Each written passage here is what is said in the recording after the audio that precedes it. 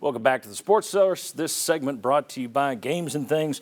Are you a fan of old-fashioned arcade games? Bob and I were talking just a couple weeks ago about the games that we grew up with. You just go down to the arcade, and you play Centipede or Pac-Man or Galaga or Tetris. Space Invaders, all those things. Well, at Games and Things, they have a machine that plays about 400. It's 300, 400 games, all on one machine, and they all look exactly like those initial video games that you remember and that you liked playing.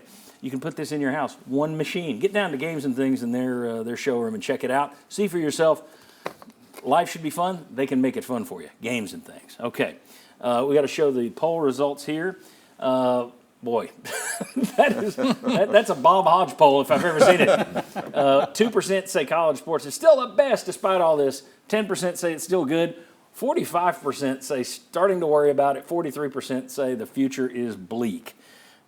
88% are worried, and this is one of the major college towns in the country. I think if I were a college chancellor, president, athletic director, the NCAA, of course that's who makes up the NCAA, right. I would be very concerned about that kind of poll. So, all right, thank you for playing along. I always appreciate that. And take a look here, SEC versus Big Ten cash. The SEC is distributing $741 million this year. That's $51 million per school. They're expecting $811 million to come in next year from TV alone. That doesn't count the playoff. $811 million next year. Big Ten is expecting $1.1 billion next year. This doesn't include playoff revenue, okay? But that breaks down to $61 million per school for the 18 Big Ten schools. Now, they're not dividing it up equally to start with, but I'm not getting into that. If it were evenly, it's $61 million.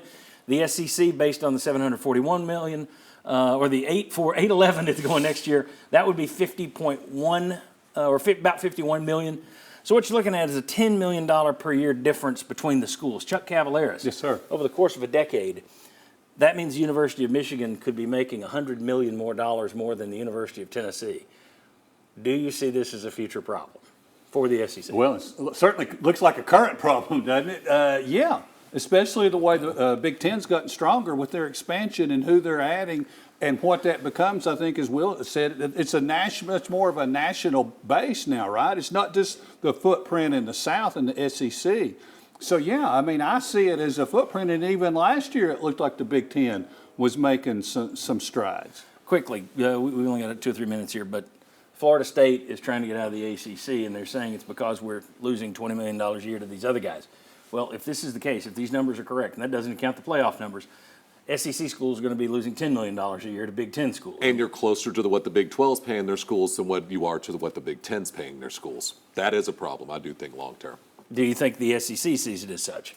I'm guessing Greg Sankey and the SEC folks are probably talking about this. I think a little bit, but I think that's the key. Are they going to make a counter move to this? Because Florida State, Clemson. That's the thing. They could increase their value, make ESPN come back to the table. ESPN maybe gets more streaming money to supplement this. You know, the new streaming system they're putting up. So there's maybe a way for them to get more money out of this and go back to number one. It's an arms race. It's going to go back and forth. I didn't mention go ahead, Bob. Oh, I was just going to say that, yeah, I think this is a major problem. But ESPN isn't exactly rolling in money like they used to be. So you've hitched your wagon to ESPN. Is it going to be that easy? There's not even there's talk about what does Disney do with ESPN? Do they spin it off at some point? And then this week, I didn't even mention this in terms of your money stuff. ESPN, Fox, and Warner Brothers announced they're going together on a sports streaming system. And if you're thinking, oh, cool, now I'll be able to stream all these sporting events. And by the way, eventually they'll start putting sports there that aren't on television. Same way they're putting Peacock playoff games, Amazon playoff games next year for the NFL. There'll be games going there.